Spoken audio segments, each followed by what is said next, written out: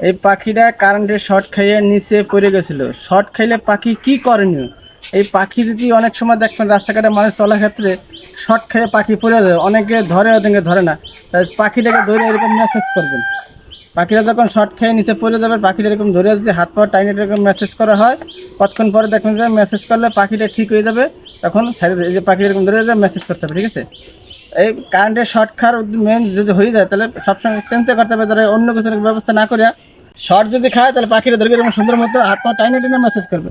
আবার এমনভাবে মেসেজ করবেন না যে পাখনা ঠ্যাং আলাদা হয়ে যায়, আস্তে আস্তে নর্মাল, ওদের হাত পা খুব নরম, এই নরম হবে সুন্দর মতো আস্তে আস্তে এরকম মেসেজ করবেন। মেসেজ করার পরে এই দেখেন আল্লাহর রাস্তে সুখ, এই দেখেন এই মোটামুটি আমি মেসেজ করি এখন সুস্থ উড়ে যাবে। এই যে আমার হাতের পা পাখিটা, এই যে এখনও পুরোপুরি সুস্থ হয় নাই, একটু পরে হয়তো সুস্থ হয়ে যাবে। এই যে উড়ে যাবে, যে পাখিটা এখনো জীবিত।